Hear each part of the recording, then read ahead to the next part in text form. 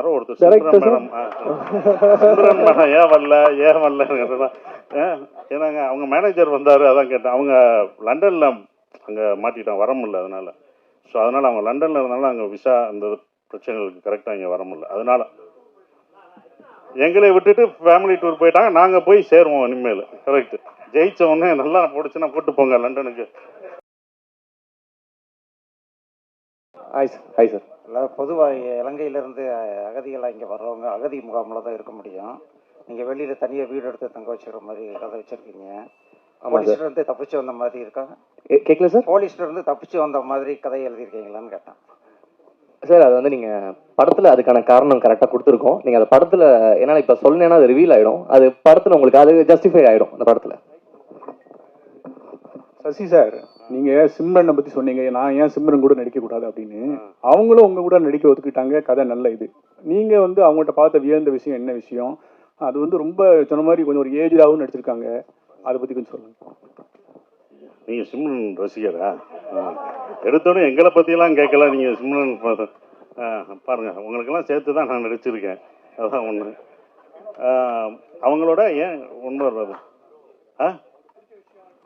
Okay, பிடிச்சோம். Perfection. அவங்க super பெர்ஃபார்மருங்க. அவங்க இப்போ வரைக்கும் ஹீரோயினாக அடிக்கிறாங்க. ஏன் அந்த பெர்ஃபார்மன்ஸ் தான். நீங்கள் ஏஜ் ஆகிடுச்சுன்னா சொல்கிறேன், அவங்களுக்கு வயசே ஆகாதுங்க. அவங்களுக்கு வயசே ஆகாது. அவங்க பெர்ஃபார்மன்ஸ் தான். இவர் சொல்லும் போதும் அந்த இலங்கை தமிழ் பேசும்போதும் எங்களுக்கு நாங்கள் ராமேஸ்வரத்தில் எடுக்கும்போது அவங்களோட கன்னத்தில் முத்தமிட்டால் ஞாபகம் இருக்கா? கன்னத்தில் முத்தமிட்டால் உங்களுக்கு எப்படி ஞாபகம் வந்துச்சு? எங்களுக்கும் அது ஞாபகம் வந்துச்சுண்ணே. அதுதானே வந்துச்சு. சார், சசிகுமார் சார், அதாவது இந்த படம் வந்து அகதிகளாக வெளில வந்து அவங்க வந்து டூரிஸ்ட் மாதிரி என்ஜாய் பண்ணுற மாதிரி காமிச்சிருக்கீங்களா? ஏன்னா இலங்கை அகதிகள்னாலே நமக்கு ஒரு இறக்கம் இந்த மாதிரி தான் ஏற்படும். இந்த படத்தில் வந்து டூரிஸ்ட் ஃபேமிலின்னு போட்டிருக்கீங்க, இலங்கை சப்ஜெக்ட்னு சொல்கிறீங்க இல்லையா? அப்போ அவங்க வந்து ஊர் ஊராக போய் இப்போ கனடா, அமெரிக்கா, நம்ம தமிழர்கள் கூட அப்படி இல்லை, எல்லா ஊர்லேயும் இருக்கிறாங்க. அதை தான் சொல்லியிருக்குது அந்த படம். எப்படி அகதிகளாக வந்து ஆனால் அவங்க துன்பத்தை வெளியில் காட்டிக்காம சந்தோஷமா வாழ்ந்துட்டு இருக்காங்க அப்படின்ற மாதிரி. அது நீங்க படம் பார்க்கும்போது தான் அதை பார்க்கணும். ஏன் வந்தாங்க, என்ன டூரிஸ்ட்னு எதை மீன் பண்றோம் அப்படின்றத நீங்க இப்போ ரிவீல் பண்ண முடியாது. நீங்க இப்போ எல்லாமே ஒரு லைட்டராக தான் சொல்ல முடியும். ரொம்ப நாங்கள் வந்து உணர்ச்சிபூர்வமாக இதை ரொம்ப இன்னும் சொல்ல முடியாது. சென்சார் இருக்கு, எல்லாமே இருக்கு உங்களுக்கு. அதெல்லாம் அதனால தான் இதை வந்து ஒரு லைட்டராகவே அந்த படத்தை நாங்கள் சொல்லியிருக்கோம். சார், அதே மாதிரி இப்போ டூரிஸ்ட் ஃபேமிலி ரிலீஸ் ஆகுது.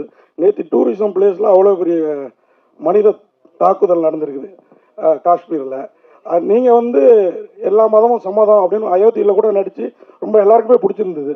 இந்த மாதிரி சூழலில் இந்த மாதிரி டூரிஸ்ட் ஃபேமிலி படம் வெளியில் வர்றப்போ உங்களோட கருத்து, அதாவது இதுலேயும் அன்பு தான் வலியுறுத்துறோம்னு சொன்னீங்க.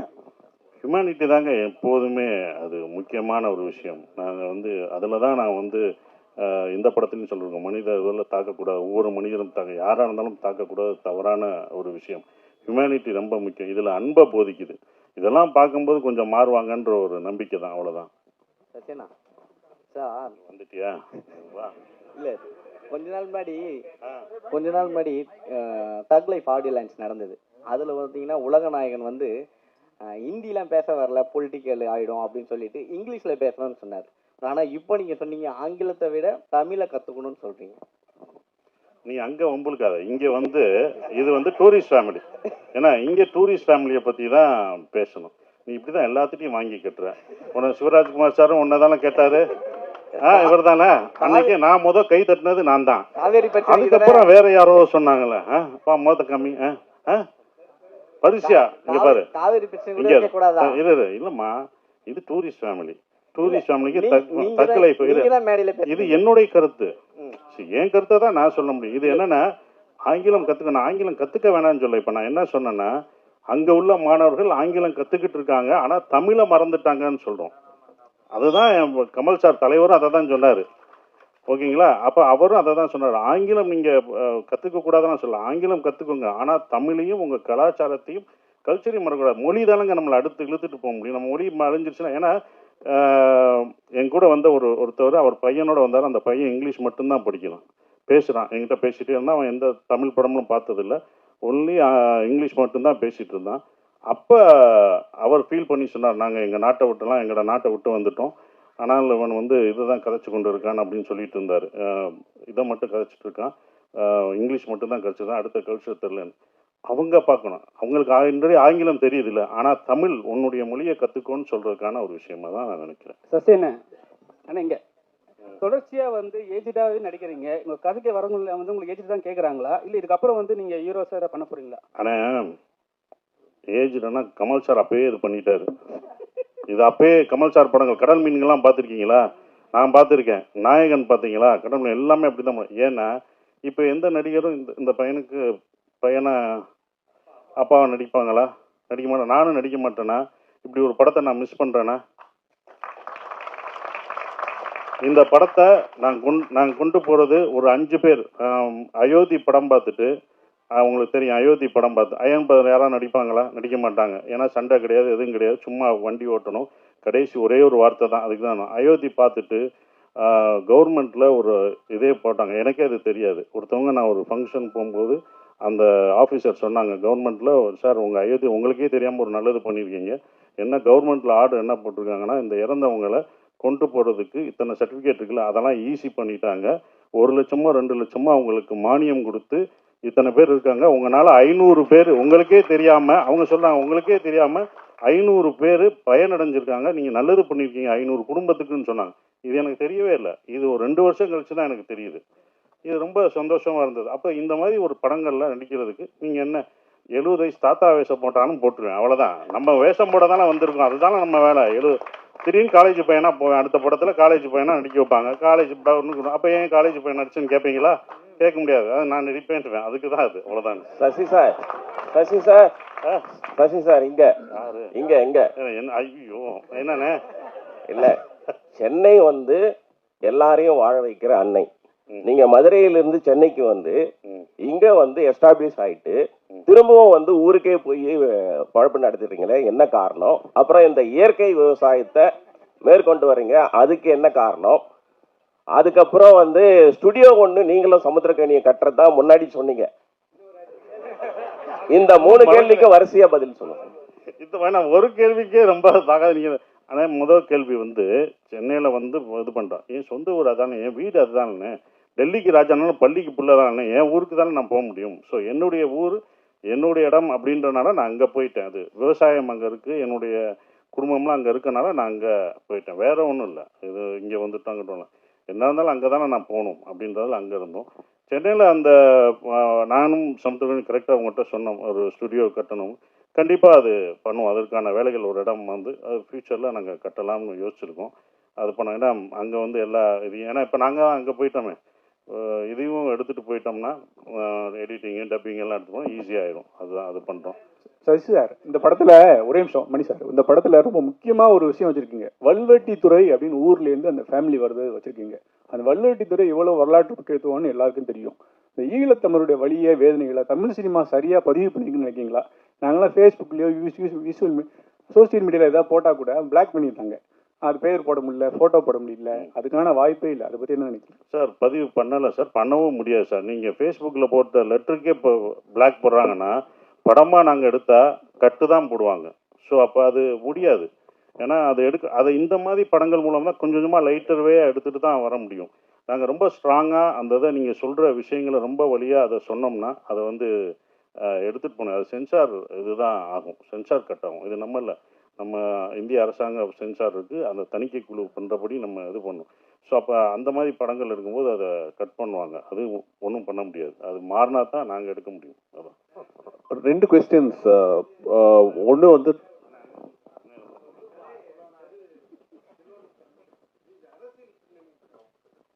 சார் இதில் இல்லை, இது வந்து தெனாலி படம் கமல் சார் படத்துலேருந்து பார்ட் 2 பண்ணலான்ற மாதிரி எனக்கு ஒரு முன்னாடி ஒரு ஐடியா இருந்துச்சு. ஸோ நான் அந்த ஐடியா நான் வச்சுருந்தேன்.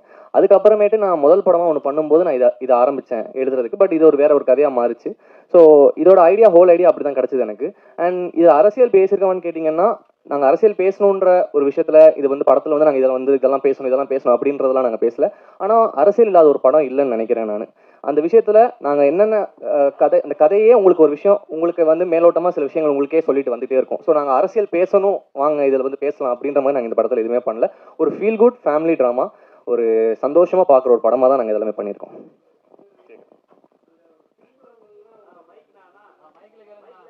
இல்லை சார், நாங்கள் ரிசர்ச் பண்ணி அதனால தான் சொல்கிறேன். நாங்கள் வந்து இதில் வந்து ஒரு அரசியல் படமாகவே நாங்கள் இதை அது பண்ணல. இது ஒரு குடும்பத்துக்குள்ளே நடக்கிற ஒரு கதை. இது வந்து அரசியல் படமே கிடையாது. இது ஒரு குடும்பத்துக்குள்ளே நடக்கிற ஒரு அழகான ஒரு அப்பா, பையன், அவரோட மனைவி, ஸோ இவங்க 4 பேர் சுற்றி நடக்கிற ஒரு அழகான கதை, அவ்வளோதான். டைரக்டர் சார், உங்களுக்கு தான் question and there's also question to the producer. 2 questions. உங்களுக்கு முதல் கொஸ்டின் கேட்டுறேன். இந்த படம் எடுக்கும்போது இங்க பேசின எல்லாரும் என்ன சொன்னாங்கன்னா, முதல்ல அவங்க கிட்ட எப்படி நீங்க நரேட் பண்ணீங்களோ எந்த மாறுதலும் இல்லாம அதே சொன்ன மாதிரியே எடுத்திருக்கீங்க அப்படின்னு. அப்போ அந்த அளவுக்கு கிளாரிட்டி இருக்கு அப்படின்னா, இது எங்கேயும் நேர்ல பார்த்ததுதான் நான் வந்து இந்த கதையை வந்து உங்களுக்கு டைரக்டா எங்கேயும் ஒரு இன்ஃப்ளூயன்ஸ், இது வந்து இப்படித்தான் இருக்கும் அப்படிங்கிறது உங்களுக்கு எங்கேயுமே ஐயம் இல்லாமல் இது இப்படித்தான் நடக்கும் அப்படின்னு வந்து சர்டன்டி இருக்குன்னா, நீங்க எங்கேயும் நேரில் விட்னஸ் பண்ணியிருக்கீங்க, இல்லை ஒரு ஸ்பார்க் கிடைச்சிருக்கணும் அப்படின்னு நினைக்கிறேன். அந்த மாதிரி ஏதாவது இருக்கா? 1. 2, ப்ரொடியூசருக்கு இது ஒரு ரொம்ப நல்ல படம். ட்ரெய்லர் வந்து காட் இஸ் இன்ட்ரெஸ்டட். இப்போ நீங்கள் டீசர் ரிலீஸ் பண்ணும்போதே வந்து நிறைய பேர் வந்து நீங்கள் இது பண்ணாமையே வந்து நிறைய பேருடைய அட்டென்ஷன் வந்து இது வாங்குச்சு. But it's coming on May 1 and Retro is releasing on it. நீங்கள் கம்ப்ளீட் பண்ண முடியுமா? Will you be able to take on a big production house, a big film like retro?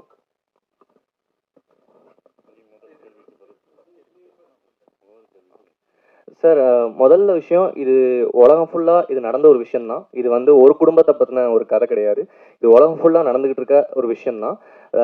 இன்ஃப்ளூயன்ஸாக எனக்கு நிறைய விஷயங்கள் இருக்குது. எனக்கு பர்சனலாகவே சில கனெக்ஷன்ஸ் இருக்குது. அண்ட் இன்னொரு விஷயம் என்னன்னு, சாரி, அடுத்து என்ன கேட்டீங்க நீங்கள்? இல்லை சார், ஆக்சுவலி உங்களுக்கு தெரியும், இப்போ வந்து இல்லை சார், என்னன்னா இப்போ வந்து ஓடிடி இருக்கிறதுனால இப்போ நம்ம டிசைட் பண்ணுறதே இல்லை சார் டேட்ஸ் எல்லாம். இப்போ வந்து நார்மலாகவே இப்போ நம்ம ஒரு சர்டனான ஒரு கம்பெனிக்கு படம் கொடுத்துருக்கோம்னா அவங்களோட ஸ்லாட் இருக்கும். லைக் இப்போ அந்த ஒரு நிறுவனம் படத்தை வாங்கியிருக்காங்க, அந்த நிறுவனத்தை வந்து மே கடைசியில் இந்த படம் ஓடிடியில் வரணும், நாங்கள் அந்த மாதிரி தான் சைன் பண்ணி கொடுத்துருக்கோம். ஸோ அதனால எங்களுக்கு வேறு வாய்ப்பு இல்லாமல் தான் சார் பண்ணுறோம். ஸோ வந்து காம்படேட் பண்ணுன்ற எண்ணங்களே இல்லை, ஏன்னா அது மிகப்பெரிய படம். ஸோ நாங்கள் ஒரு படம் பண்ணியிருக்கோம் சார். இதுதான், வேறு எந்த ஒரு காம்படிஷன்ன்ற ஸ்பேஸ்க்கே இடம் இல்லை சார். இது என்டையராக வந்து ஒரு வேறு வழி இல்லாமல் எங்களுக்கு இந்த டேட் தான் அவைலபிளாக இருக்குது. அதனால தான் சார் இந்த படத்தை நாங்கள் பண்ணுறோம் டேட்டில், வேறு எதுவும் இல்லை. அண்ட் வந்து நீங்கள் இன்னொரு கேட்டிருந்தீங்க, இந்த படம் வந்து உண்மை அந்த மாதிரி இருக்கா சார்? நார்மலாகவே என்னென்னா, எல்லாருமே வீட்டை விட்டு வரும்போதோ ஊரை விட்டு வரும்போதோ வந்த ஒரு, இப்போ நான் ஒரு எக்கனாமிக்ஸ் கிரைசிஸ் ஸ்ரீலங்காவில் இருந்துச்சு, அந்த டைமில் ஒரு ஃபேமிலி அங்கேருந்து வெளில வரும்போதும் அங்கே அந்த குடும்பம் வந்து இங்கே என்ன ஃபேஸ் பண்ணுறாங்கன்ற சில விஷயங்களை பதிவு பண்ணியிருக்கோம். இப்போ அது வந்து ஸ்ரீலங்கா இல்லைன்னா கூட நீங்கள் ஒரு சொந்த ஊரை விட்டு வர ஒரு ஃபேமிலிக்குமே அது கனெக்ட் ஆகும் சார். நீங்கள் அந்த மாதிரி அரசியல் படுத்தப்படுறதுக்கான விஷயங்கள், ஒரு கான்ட்ரவர்ஷியலான விஷயங்கள் எதுவுமே நாங்கள் அட்ரஸ் பண்ணப்படல. இங்கேருந்து அங்கே போயிருக்காங்களா, இங்கேருந்து லண்டன் போயிருப்பாங்களா, அவங்களும் கனெக்ட் பண்ணோம்.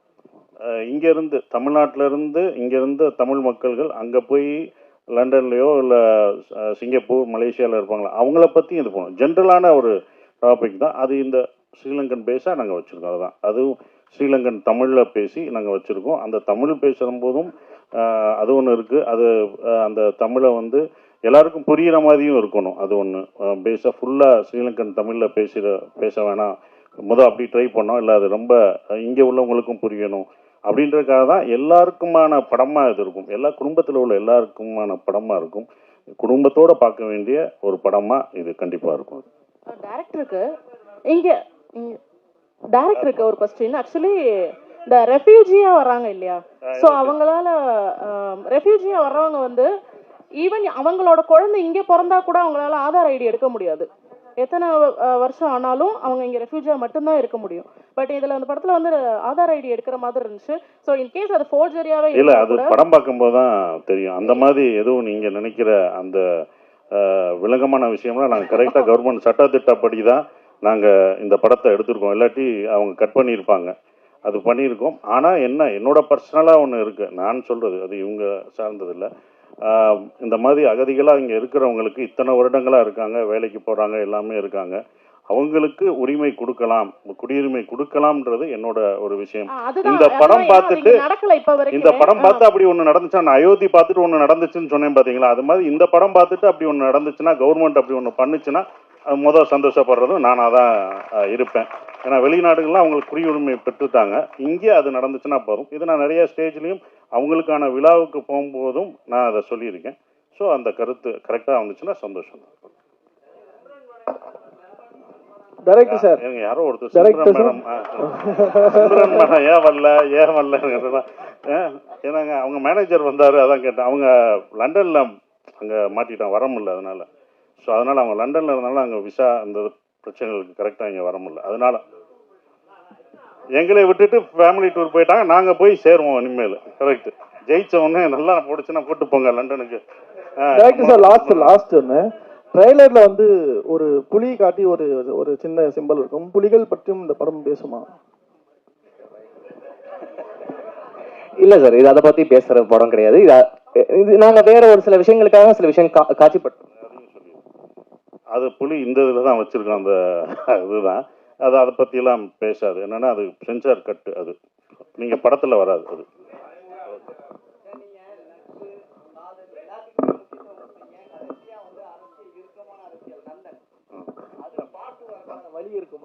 கண்டிப்பாக அந்த டைரக்டர்கிட்ட சொல்லியிருக்கோம். அது பார்ட் 2 எடுக்கிறதுக்கான வேலை பார்த்துருக்கேன். ஏன்னா கணி சார் எப்போ பார்த்தாலும் அதை சொல்கிறது, நந்தன் பார்ட் 2 பண்ணுங்க, இன்னும் வந்த பிறகு என்ன நடக்குது அப்படின்றத சொல்லுங்கன்றாங்க. அதுக்கான இது சொல்லியிருக்கோம். அது டைரக்டர் பண்ணாருன்னா கண்டிப்பாக பண்ணுவோம். சசியண்ணே, இப்போ நீங்கள் ஸ்டேஜில் பேசும்போது சொன்னீங்க நாங்களாம் வந்து சிம்ரனுக்கு ஹீரோ நடிக்கக்கூடாதுன்னு சொன்னீங்க. நீங்கள் தான் அவங்கள வந்து அப்ரோச் பண்ண சொன்னீங்களா? எனக்கே ஷாக்கு தான்ப்பா. நீ எப்படி இது பண்ணீங்களோ அதே மாதிரி தான் எனக்கு சிம்ரனா நானே கேட்டேன் அப்படின்ற ஒரு விஷயம் தான். அது ஏன் அப்படின்னும் போது நீங்கள் படம் பார்த்தீங்க, இப்போ பார்த்தீங்கல்ல, பிடிச்சிருந்துச்சுல, 2 பேரையும் பிடிச்சிருந்ததுல. அது மாதிரி இன்னும் ரொமான்ஸ் சீன்லாம் வச்சிருக்காரு. அதெல்லாம் இன்னும் படம் சப்போர்ட்ல எங்க படம் ஹீரோயினை நாங்க தானங்க இது பண்ண முடியும். என் படத்து ஹீரோயின் அது என் கூட நடிச்சிருக்காங்க. அவங்களுக்கு நான் தானே கொடுக்க முடியும். நாங்க தானே கொடுக்க முடியும்ல. அதே மாதிரி சிம்ரன் கூட ஜோடி என்னங்க சிம்ரன் இல்லாம சிம்ரன் கூட ஜோடி. ஆனா 2 பசங்க சில சமயத்துல குடும்பத்துல நம்ம பசங்களே நம்ம கொஞ்சம் இடைஞ்சலா இருப்பாங்க. அந்த மாதிரி ஃபீல் பண்ணீங்களா எங்கேயாவது? புரியல சார். சிம்ரன் கூட ஜோடி, ஆனா வந்து சில சமயத்துல குடும்பத்துல நம்ம பசங்களே நமக்கு இடைஞ்சலா தெரிவாங்க சில சமயத்துல. அந்த மாதிரி இங்க ஃபீல் பண்ணீங்களா? கண்டிப்பா அது படத்துல சீன்ல வரும். பாருங்க, கண்டிப்பா பாருங்க. அதை சொல்ல மாட்டோம். சீனை பாருங்க. அண்ணே ஓகேண்ணே, முடிச்சிடலாண்ணே. ஓகே, சிம்ரன் கேட்டதா சொல்றேன். ஓகே.